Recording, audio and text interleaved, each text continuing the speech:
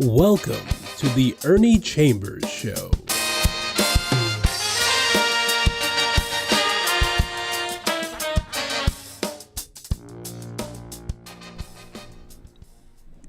Brothers, sisters, friends, enemies, and fools. There are some fools out there, just like there are some of the others in that catalog.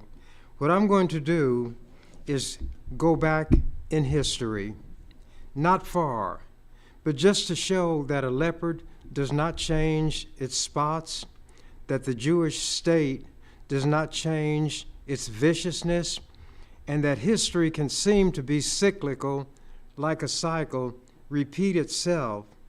And when somebody engages in a certain type of conduct or practices a certain activity, it becomes what is called a habit.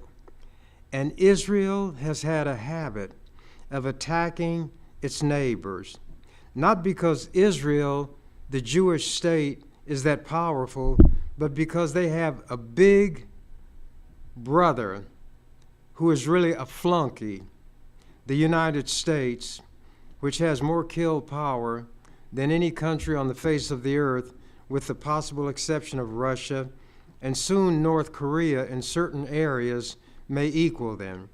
But those three countries, either one, two of them, or all of them together, could unleash a firestorm, a nuclear cloud, radioactivity that theoretically could lead to the eradication of human beings.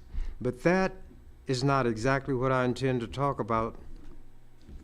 I want to talk about Israel. When I was younger and went to church, the Jews were considered God's chosen people. That's what I had been told. As I began to read the Bible, read some of the horrible things that the Jews did, how God condemned them, how Jesus condemned them. Jesus even said, "Which of the prophets have you all not persecuted?" But that is not precisely what I'm going to talk about. I wrote articles during the long ago. The ones that I'm going to read from today come from the year 2003. If this is 2024, and I believe that it is, 3 from 24 is 21. This that I'm going to read from was written 21 years ago, and it could have come from yesterday or today's paper. But I'm going to start with an article that appeared in today's paper, the Omaha World Herald. Headline says, "Lawmakers question U.S. support." Austin tells Congress Israel is taking steps to boost aid to Gaza. I had touched on the fact, and national news and local have talked about the fact that there was a food convoy, and one of the groups had their vehicles marked with the emblem on top of the vehicles so they could be seen from the air. There would not be any, quote, mistakes, unquote, by Israeli bombers, and they could get this aid delivered to the people who need it so desperately. Famine, starvation, attendant sicknesses, and some diseases are racking Gaza, thanks to God's chosen people based on the way they describe themselves. But the Bible said there are gods many, there are lords many. So their God could be the devil. As a man thinketh in his heart, so is he. You'll know a tree by the fruit it bears.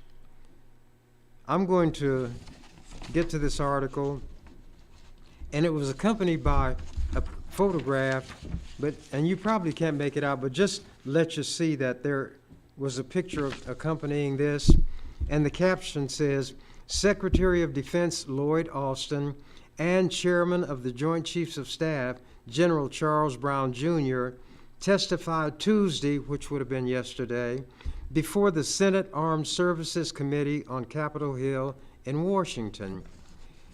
These men have all kind of badges and symbols to show their military exploits,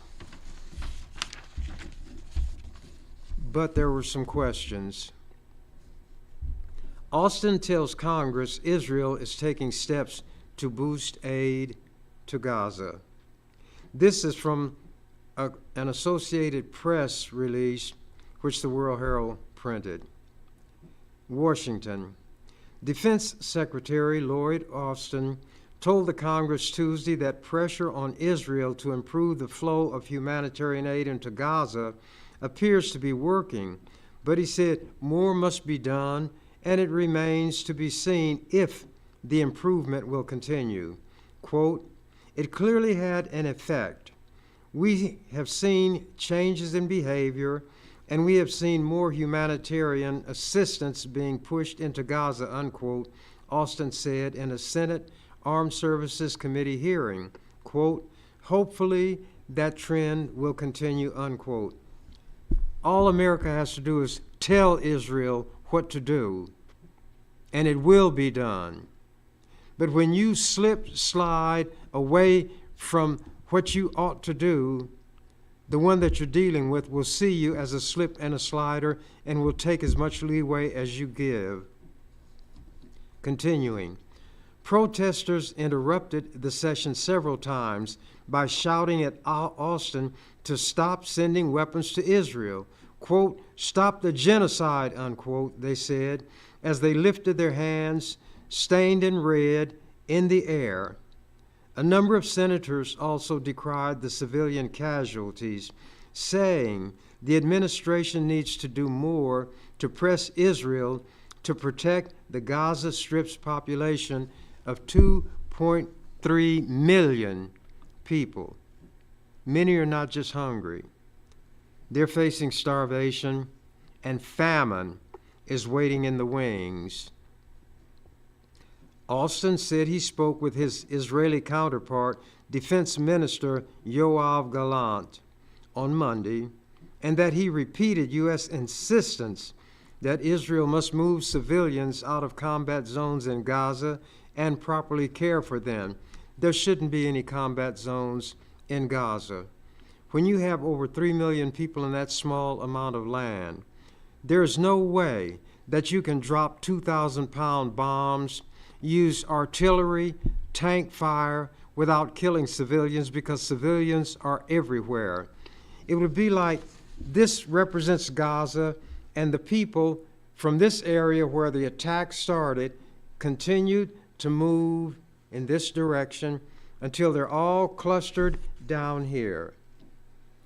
And when bombs are dropped and this heavy artillery is used, there is no way that anything can happen other than the killing of large numbers of civilians. The Jews know it, and they intend to do it. That which is foreseeable under the law is intended. Israel intends to kill civilians. Not only did they learn well from the Nazis, they are excelling what the Nazis did. Austin and Joint Chiefs Chairman General Charles Brown Jr. testified on Capitol Hill about the Pentagon's $850 billion budget for 2025. But the hearing offered the first chance for lawmakers on both sides to question the Pentagon's top civilian and military leadership on the administration's Israeli strategy following the Israeli military's deadly strike on World Central Kitchen humanitarian aid workers in Gaza. And they knew what they were doing. There were, I think, about 7 vehicles. They were spaced many yards apart so that it would be clear that this was a convoy. The markings made it clear, even to those in the air, that this was a humanitarian effort. The Jews cannot say that the attacking of that convoy and killing of those people was an accident because of the large amount of space between each vehicle, and each one was struck in succession. This was intentional. It was murder. It violated the laws, the principles of war and international law. But since Israel is a client of the United States, who is going to put Israel into the dock and make them stand trial for the crimes that they committed, are committing, and have made it clear they intend to continue committing? Let what they are doing to these Palestinians be done to them. And they cannot say, the Jews cannot say, Hitler did worse things to them. Not so. Let me find my place.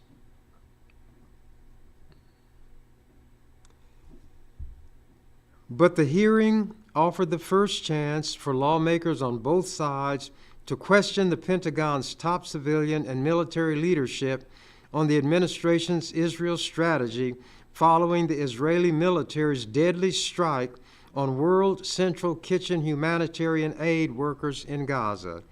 That strike also led to a shift in tone from President Joe Biden on how Israel must protect civilian life in Gaza, and drove dozens of House Democrats, including former House Speaker Nancy Pelosi, to call on Biden to halt weapons transfers to Israel. Half the population of Gaza is starving and on the brink of famine due to Israel's blockades. Israel in recent days took initial steps to increase the flow of humanitarian aid into Gaza. In a call Friday, Biden told Israeli Prime Minister Benjamin Netanyahu that future U.S. support for the war in Gaza depends on Israel taking more action to protect civilians and aid workers. Bull. There doesn't need to be a war in Gaza. There is not a war. There is a massacre. Netanyahu knows that Bush, they all run together in my mind, knows that Biden is a paper tiger. His bark, which is roo, roo, roo, is worse than his bite because he has no teeth. And Biden has said he'll continue sending these bombs, the missiles, the artillery to Israel, and the only thing they're going to be used for is to kill Palestinians. This is like something that may never have been witnessed in history on this scale. And it's under the auspices of what is supposed to be the most enlightened country on the face of the earth.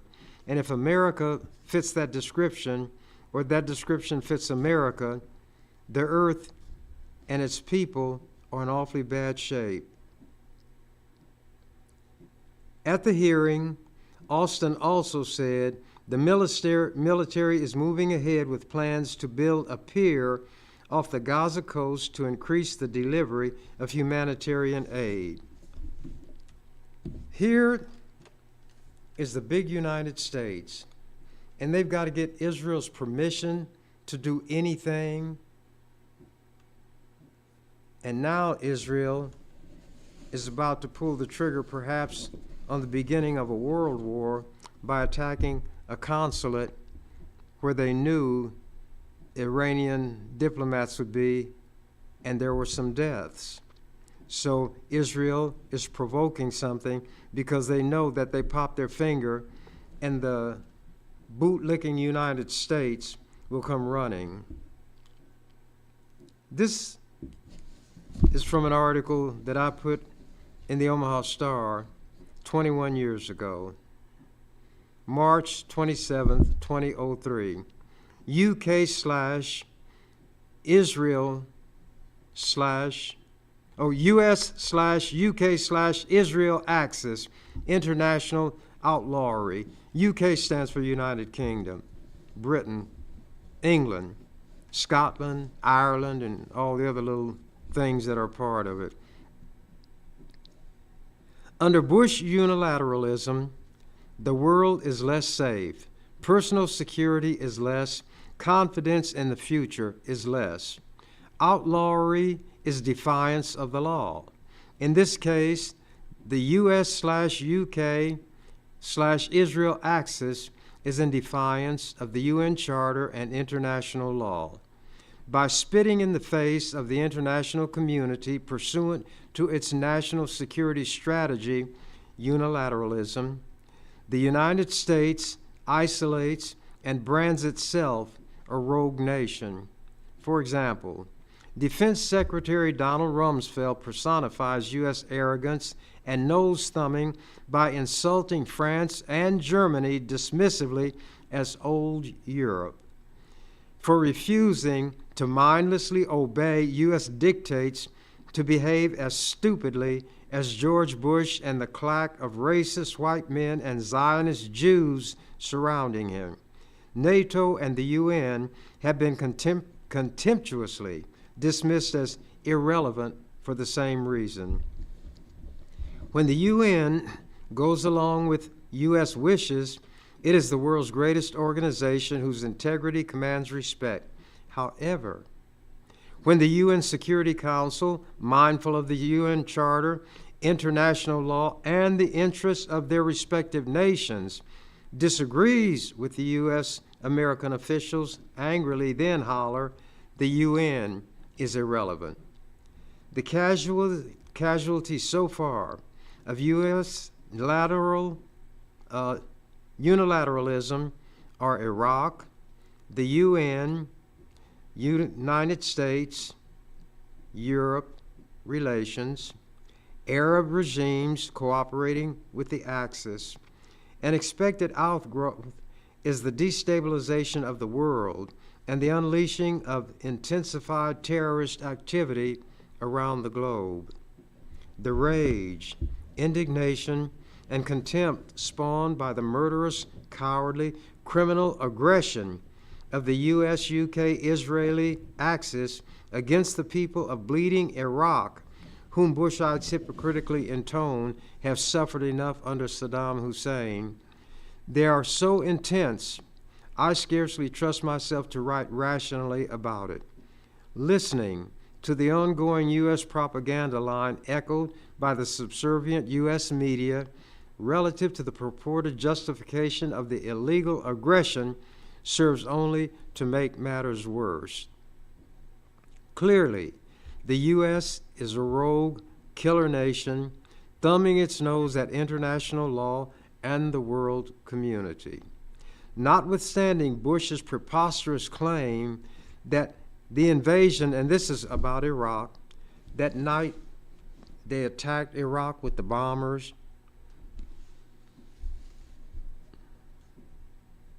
Let me find my place. Bush's preposterous claim that the invasion is to, quote, disarm Iraq, free the Iraqi people, and save the world from terrorism, unquote. Liar, liar, pants on fire. First, no weapons of mass destruction, chemical, biological, or nuclear, have been shown to exist, thereby exposing the disarmed sham as a lie. Second, even the CIA has found no evidence that Iraq has been trained, has bred, trained, or exported terrorists. So, the terrorism lie is run to earth. No legitimate U.S. national interests are advanced by the invasion and conquest of Iraq. What then is the driving motivation behind the illegal aggression against Iraq? It is hydra-headed, meaning several heads. Hydra was that kind of monster from Greek mythology. Number one, the Bush family's personal vendetta against Saddam Hussein. He supposedly said somebody ought to kill Bush's father, and that caused the family to hate Saddam Hussein, and for that he and the Iraqi people had to suffer. Two, the lust of Bush's cronies for Iraq's oil. Three, bowing to Israel's demand for a U.S. military foothold in Iraq from which to attack Israel's designated enemies in the Middle East. And 4, unilateral adventurism and imperialistic aggression. Unremitting nighttime aerial bombardments. If you watched television at that time, the screen would be dark, you'd hear the planes roar, then you'd see all this fiery appearance along the horizon. That was the shock and awe. Unremitting nighttime aerial bombardments and missile attacks that are intended to and do sow terror among the Iraqi populace are not the behavior of, quote, liberators, unquote. Thousands of bombs and missiles with accompanying horrendous explosions, terrifying concussive effects, resulting fires, fumes, smoke, and fouling and contamination of the atmosphere can hardly be deemed liberation. It is doubtful that Iraqis feel better about their women and children being slaughtered by so-called liberators from the U.S. and U.K. rather than at the hand of Saddam Hussein, which they could never prove that Saddam was doing.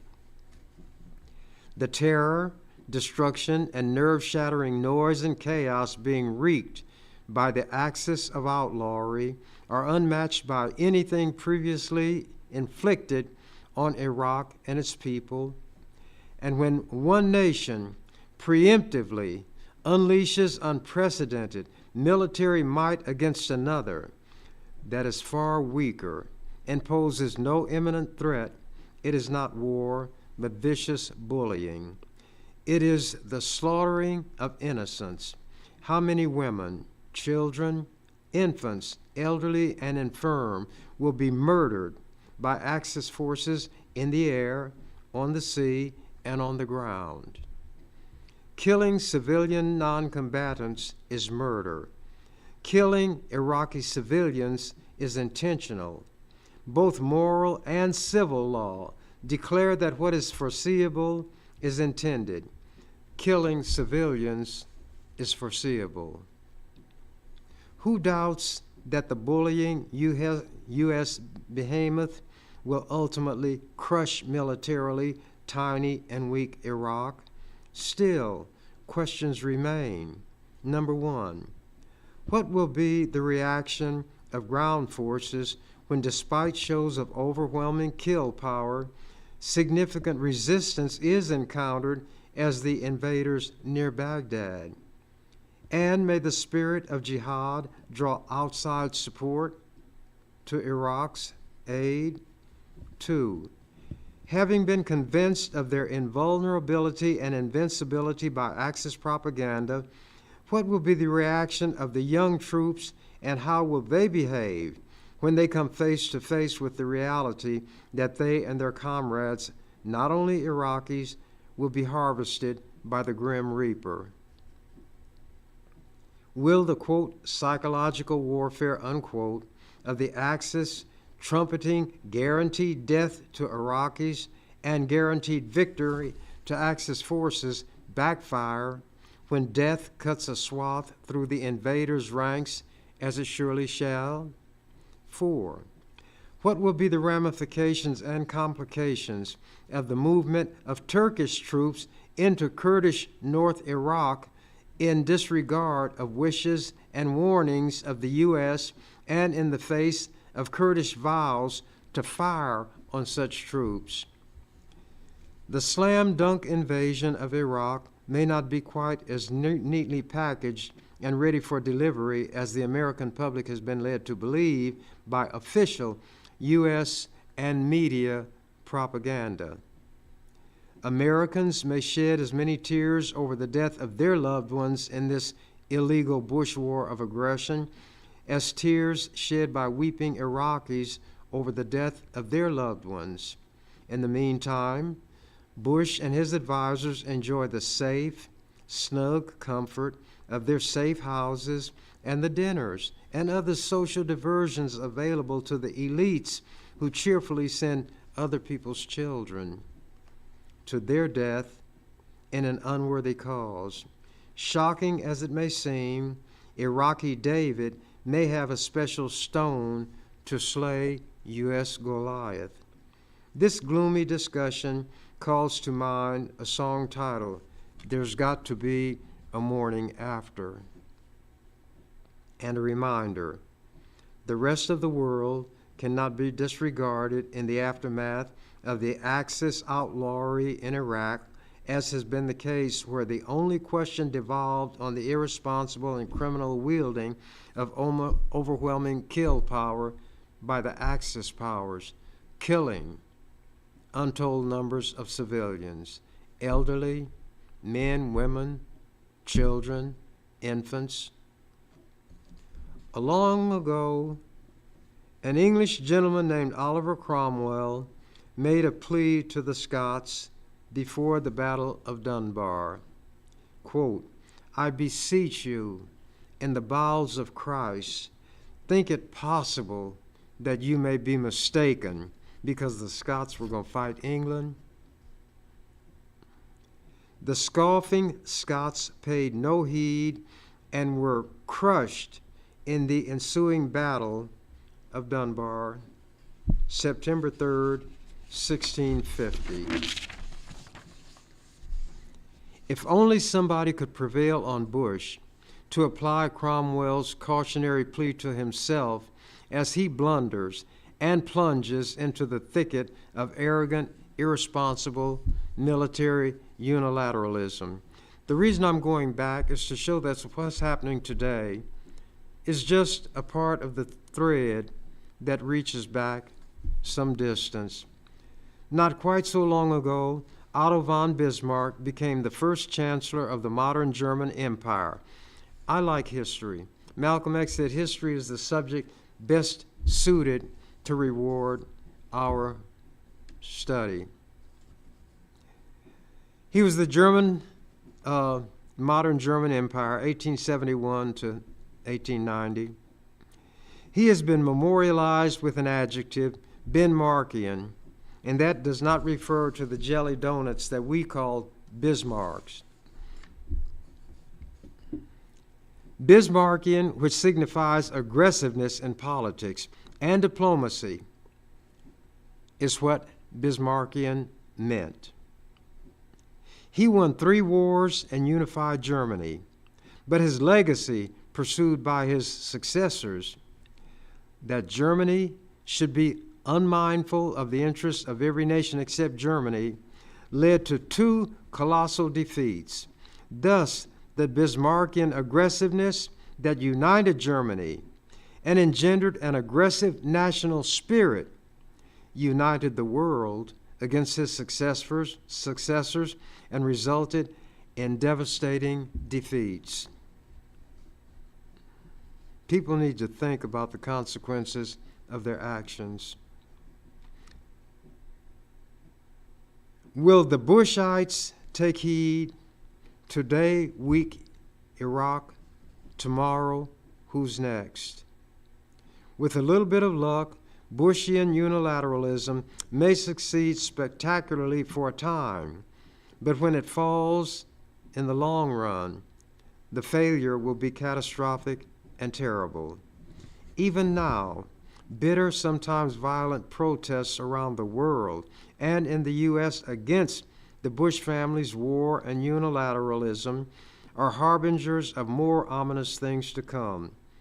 With little consideration given to long-term consequences of that policy based solely on using the nation's overwhelming kill power to vindicate a family feud and Israel's aspirations in the Middle East, Bush has taken a fateful step which cannot be retracted. The die, as they say, is cast. I repeat, Bismarck won 3 wars that unified Germany, but left a legacy of aggression that led to 2 monumental defeats. I used to have a cable program through Fox and Cox, and the mayor and another fellow who used to work for KETV didn't like me and what I said, so they took the program off. This occurred March 17th of 2003. Last night, March 17th, they had talked about this policy of America called shock and awe. Following are some of my thoughts prior to the raining down of bombs and missiles on the people of Iraq. The U.S. shock and awe threat wilted into aw shucks. Last night, which was March 17th, 2003, I watched President Bush talk to the nation from a red-carpeted corridor in the White House. His expression resembled that of a deer in headlights. His weasel eyes had a staring, glittering aspect that made him appear to be either on drugs or lost in that fanatical fog of religious zealots. He has said God talks to him and tells him what to do. Such a delusion creates a dangerous, deadly combination when joined to U.S. kill power. Bush billed his speech, quote, the moment of truth. Instead, it was a quarter of an hour of platitudes, mental mush, foolish fanaticism, and nonsense that a speechwriter put together to cast Bush in the role of a messiah, a savior. As I watched that speech, it struck me as the most bizarre public spectacle I ever had witnessed. It was sheer madness. It was more like a parody, a caricature produced by Saturday Night Live than a real president with the power to destabilize the entire world. But there stood old Weasel Eye in the flesh, engaging in a towering bit of nonsense. He fell into the mode of old Western movies. Gunfight at the OK Corral, Gunsmoke, High Noon, John Wayne, Doc Holliday, John Wesley Hardin, Billy the Kid, the Dalton brothers, Jesse James, all rolled into one in his tortured little brain. Narrowing his beady weasel eyes into a hard squint, he peered into the camera and delivered the statement calculated to fix his place in history. Quote, Saddam, get out of town in 48 hours or I'm going to get you. And that goes for your kids too, unquote. This is you all's president. The rest of the world is shaking their head in amazement. A fool is abroad in the land. The U.S. is in the hands of a buffoonish madman. That speech convinced me that Bush is indeed suffering from messianic, they might say messianic, but the delusions of being a messiah. He truly believes himself to be the Messiah. Again, peering into the camera, he said, as if talking directly to the Iraqi people, as if they were watching him on TV instead of preparing to dodge U.S. bombs and missiles,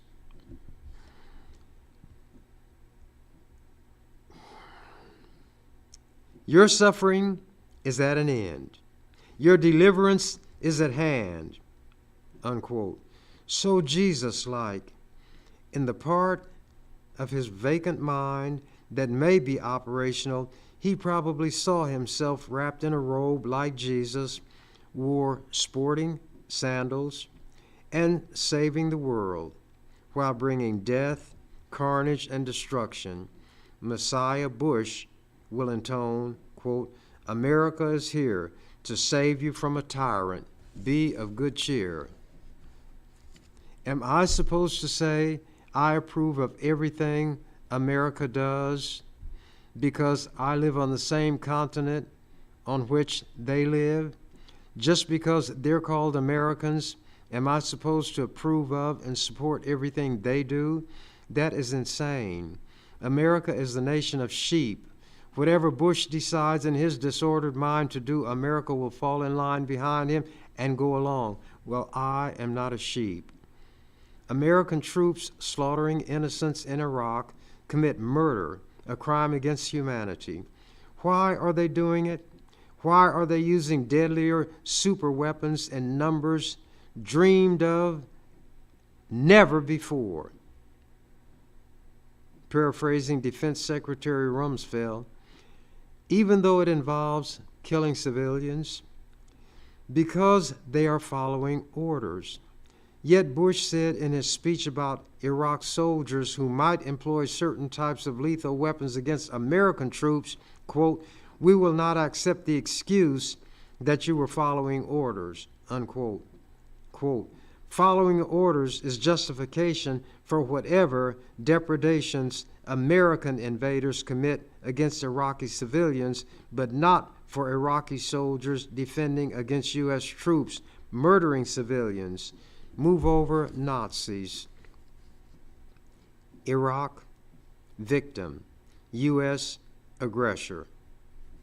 Iraq is not wrong in this confrontation, but the U.S. aggressor is. There is no justification for what the U.S. intends to do to Iraq. Iraq is no threat whatsoever to the U.S. Iraq can do nothing to hurt the U.S. Iraq has no means to attack the U.S. and never has expressed the intent to do so anyway. Iraq cannot menace the U.S.'s survival.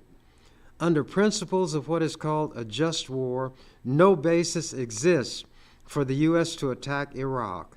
An attack is unlawful aggression, pure and simple, in violation of the laws of war.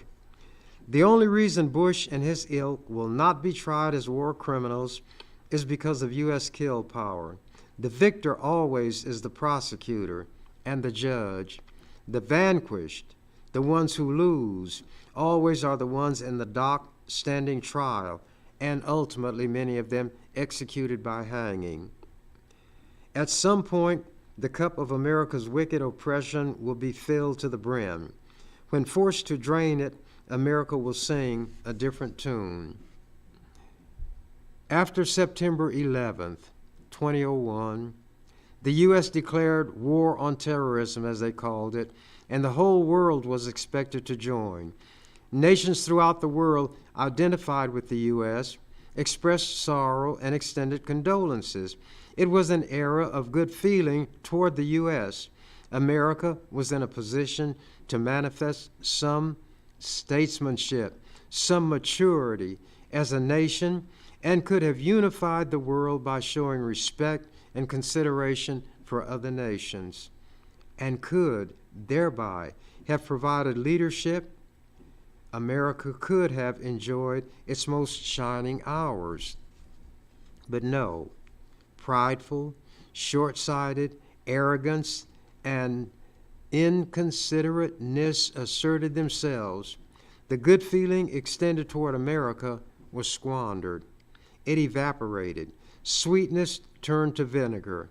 U.S. officials began to insult the countries that were its traditional allies, lecturing them as if they were children. Quote, "If you don't do as we direct, you're on the side of the terrorists," unquote.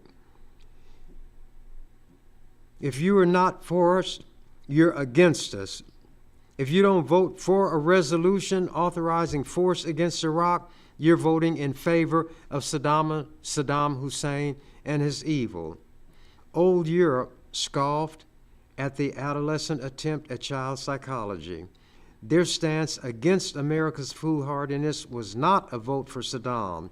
It was a vote against stupidity and unilateralism, against destabilizing and inflaming the Middle East. It was against upsetting the decades of fragile political balance in the world. Predictably, they were branded irrelevant. Will Bush think it possible that he may be mistaken? Let us see what the end shall be. Obviously, I don't like to read, I'd rather talk. But I want to get some things into the record. Israeli tail wags American dog.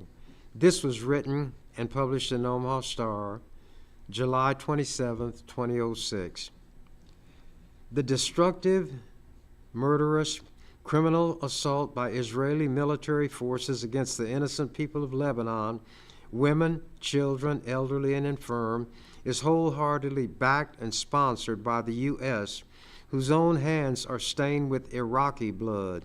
The great Satan as America is known in the Middle East, just expedited a shipment of bombs, missiles, and other high-tech weaponry to its Israeli client for use against Lebanese civilians in a state-executed war of terror and mayhem against civilians. Isn't that what Israel is doing now?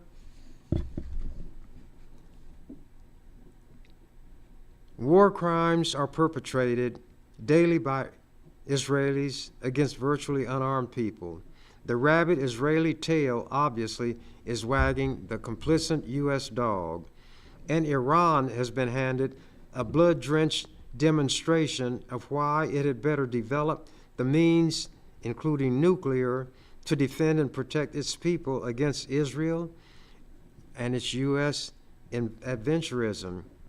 I'm convinced that the murderous behavior of the U.S.-Israeli axis of terrorism is what provoked Russia within the past few days to back away from support of the U.S. proposed sanctions against Iran and to reevaluate the entire Iran nuclear question. And Iran did develop nuclear weapons thanks to what Israel was threatening and what America was backing them up in. But without reading all of this, because I got a lot, and I'm going to read some later on, my intent was to show, and I had listed concrete examples of things that happened all those years ago being duplicated by the Israelis today. They had different, I was going to say chancellors. Germany has chancellors, and their most notorious regime was that of the Nazis. Israel has had different prime ministers, Sharon and some of the others, and some of them were as vicious in their own way as the Nazis had been toward Jews, Eastern Europeans, gypsies, and Russian prisoners when they were taken captive. And some of the Russian prisoners were shot down in broad daylight in the streets. For some reason, the Israelis really hated them.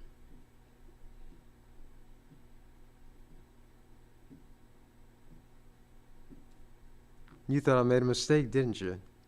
The Nazis had the Russian prisoners and shot them down in front of the German populace, and other things were done by Hitler which made it impossible for the German populace to say, when the Nazi regime was obliterated, that they didn't know what was going on. They didn't know there were concentration camps. They did not know that there were extermination camps. They didn't know that that stench that rose from these giant, I call them incinerators, were caused by the burning of human flesh. People who watch evil being done to others and don't take a stand against it, even by speaking against it, will find all kind of rationalizations that will enable them to say, I didn't know what was going on. When they saw the Germans transporting truckloads and train loads of Jews somewhere, and the Jews never came back, and what were called rumors were flying everywhere, and survivors of Jewish families who managed not to be home when everybody else was taken, and they had gotten information about what was happening and were trying to spread the word, there were people who still said, we don't know. We didn't know. And when the Germans made anybody who was Jewish take a 6-pointed star, a Star of David, put the letter J on it and wear it prominently, the German people didn't know what that was about. And when this old man was talking to this little boy, and a car went by and it had curtains over the windows, the little boy said, "Who's in that car?" And the old man said, "A man is in that car who said he talked to a person who saw and talked to Hitler." It was almost as though Hitler didn't exist. There was a point that I'm unable to make by reading this, by saying what I'm saying, no matter what, because people have their minds made up on what direction they're going to go. The point is that we should not sit by and watch other people mistreated and abused when we can say something, when we can do something to prevent it. If white people see rogue cops messing over black people, poor people, Latinos, they should say something. I read an article about this Latina woman who had a $10 million bond put on her because they said she provoked a fight between two men, and her bond was several hundred times the bond of the man who actually committed the killing during the fight. Nobody talked to me about it. Nobody asked me to do anything, but my sense of outrage was such that I filed a complaint against the judge who set that bond, insisted that it be lowered, and they did lower it. Not miraculously. When you're learning something, they say learn the ABCs. I reverse that to the CBAs. If you have an idea that's worthwhile, conceive it, C. Believe it, B. Achieve it. That's CBA rather than ABC. And all things come to an end. And my time here today is coming to an end. I must acknowledge that I did not get into the items I wanted to read. As I was reading, my mind was racing to other things that I would rather say, but I had promised to read. And as Abraham Lincoln said, the promise being made must be kept. Some people watching may rather have had me talk, explain, give my arguments than read from articles that were written. But the purpose of that was to show that what the Jewish state is doing now, they had done decades ago. They had done it down through the years to their neighbors, thanks to the backing of the great Satan, the United States. Israel couldn't do this on its own. They don't produce bombs. They don't manufacture airplanes or munitions. They get them from America.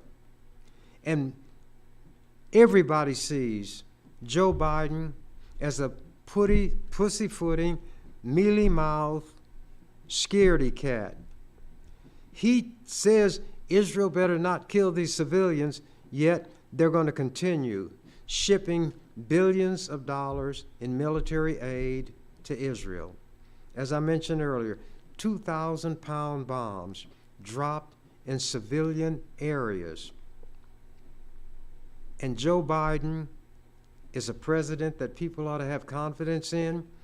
Somebody's got a ring in Joe Biden's nose attached to a cord, which is in somebody's hand, and when they jerk that cord, Biden moves in that direction, and that hand is Jewish. He's like Charlie McCarthy sitting on the lap of Edgar Bergen. The puppeteer makes the puppet move. The ventriloquist is the one who speaks.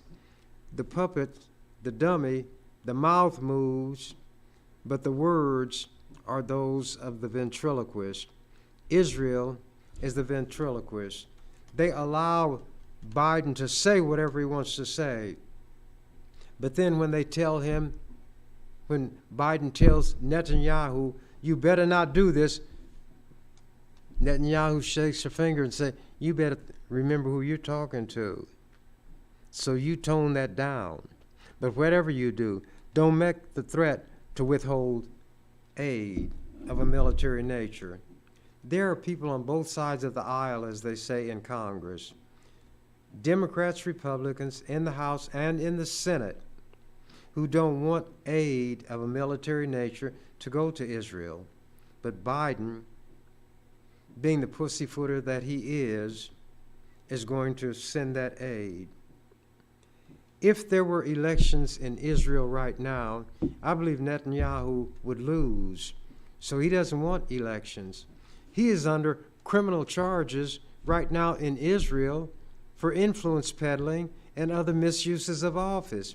This so-called war, which is really a slaughter, is a God-sent, a Jehovah-sent rescue for him.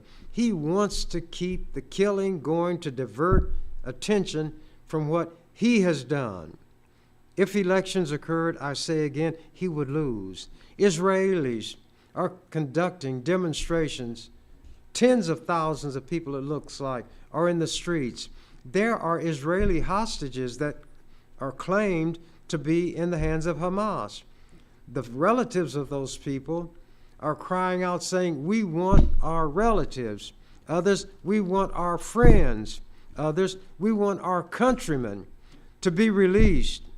And we don't like this killing of civilians in the name of Zionism, in the name of Judaism. I am not one who will say that the Jews are getting what they deserve, because not all Jews are involved in what is happening. The ones who are responsible are the ones who drop the bombs, who pull the triggers, who do the killing.